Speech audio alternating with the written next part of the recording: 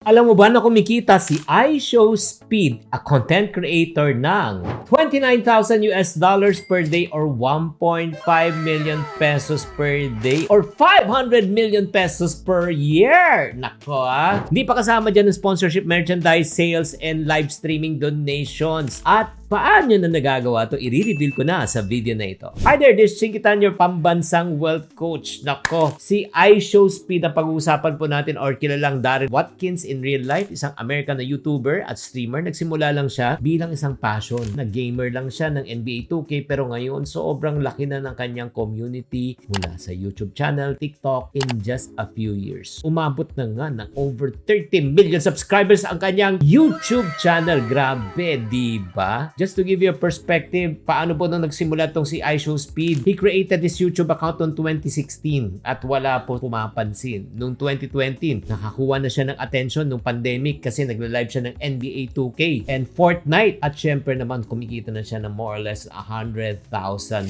per year. Noong 2021 naman, nag-viral siya. Tumaas ng income niya ng 1 million to 2 million US dollars. Noong 2022, nako, ayan na. Lumabas na siya po sa Amerika. Kilala na po na siya international. Umabot na kanyang subscribers ng over 10 million followers. Kumikita na siya 5 to 7 million US dollars per year. Noong 2024, ngayon po, umabot na po siya ng 30 million subscribers at kumikita na nga siya ng 1.5 million pesos per day at 500 million pesos per year. Mapapasano all ka.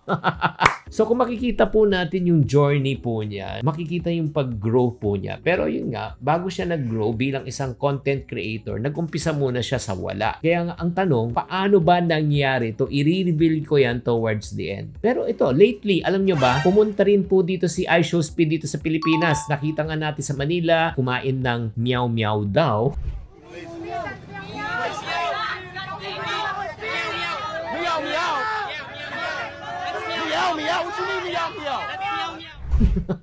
At pumunta ng BGC, doon po siya naiipit. Dami nga niyang fans.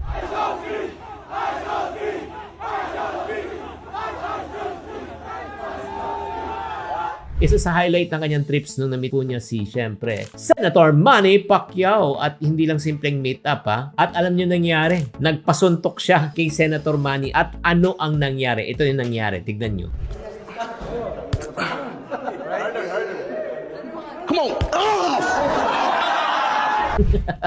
At di lang yan dahil sa kanyang live stream dito sa Pilipinas, nadagdagan ang kanyang subscriber ng over 300,000 po. Aside from that, tuloy-tuloy pa rin ang kanyang tour from here to Cambodia at marami pang ibang bansa. Pero ang tanong, ano ba talaga ang sikreto? Ngayon, i-reveal na po natin. Number one, because of his personality. Napaka-ano to parang high energy ba? Entertaining. And then, at times, naging controversial to, no? Kasi nga, panay hindi mawawala yung word na F sa kanya. Parati siyang nagmumura. Pero that's his expression. That's number one. Kaya yung na-attract po niya yung mga kabataan po. Number two, multi-platform presence. Grabe, malaki siya hindi lang po sa YouTube pati na rin po sa TikTok at iba pang mga ibang channels, pati sa Facebook. Nagko-cross-promote siya ng content. And then third, ang pinakamatindi, ba't ang laki na kanyang kinikita? Aside from yung YouTube, kanina pinag-usapan lang po natin yung YouTube income. Pero hindi pa po natin sinama. Alam niyo mga ka-friendship, yung kanyang TikTok merchandise, hindi pa kasama ang brand deals, hindi pa kasama yung posting. Alam mo, kada posting po niya grabe. Ang laki rin po niya maningil. Kaya mga ka-friendship, kung gusto niyo malaman kung paano ginagawa ni iShowSpeed na naging milyonaryo siya through streaming, through social media, digital marketing, nako, kung gusto mo talagang malaman, i-reveal ko na po sa inyo through a simple program kung paano ka magiging isang successful digipreneur na katulad ni iShowSpeed. Kaya kung interesado ka kung malaman kung paano to, type game ako sa comment section right now. Type game ako at i-reveal ko to